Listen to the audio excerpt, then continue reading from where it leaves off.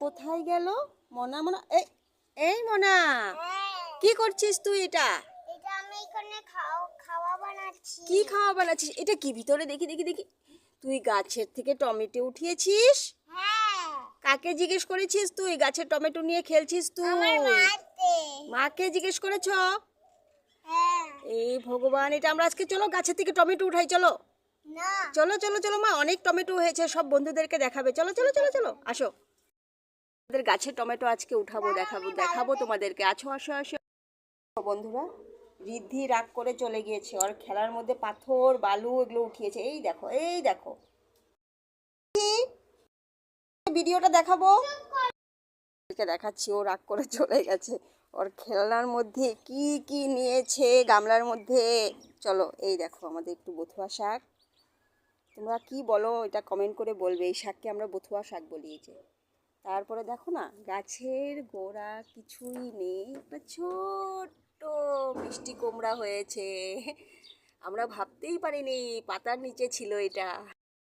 ঋদ্ধি তাড়াতাড়ি আসো। দেখো টমেটো, দেখো কত টমেটো হয়েছে। এগুলো কিন্তু গাছ লাগাইনি, নিজে নিজেই হয়েছে। সবজি ফালাতাম যে, সবজির মধ্যে ছিল। তো আজকে কিছু অল্প উঠাবো, তো তোমাদেরকে দেখাই। এটা উঠিয়ে নিই, এটা বেশি পেকে গেছে। গাছের জিনিসে এটা একটা উঠাই, এটা উঠাই। যেটা যেটা পেকেছে ওটাই উঠাবো। আর গাছে থাকলেই ভালো থাকবে, ফ্রিজে রেখে দিলেই নষ্ট হয়ে যায়। এখন এই কটাই নিব না আর অল্প নিব ভাবছি। একা একা ভিডিও করতে বিরাট অসুবিধা হয়। মেয়েটাও আসছে না। আসো না মাম্মা, দেখো তো আরও নিব নাকি, দেখো তো মনা, আরও নিব।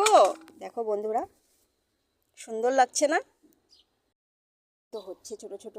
গাছটা দেখো একবার, মিষ্টি কুমড়ো গাছের গোড়া শুকিয়ে গেছে কিন্তু এটা যা সুন্দর একটা জিনিস না, তোমাদের সঙ্গে শেয়ার করলাম। দেখো অল্প পেঁয়াজের কলি, পেঁয়াজ নষ্ট হয়েছিল, লাগিয়ে দিয়েছিলাম। এই হলো টমেটো, ভিতরে একটা পেকে গেছে সুন্দর পেয়ারা গাছ। আসো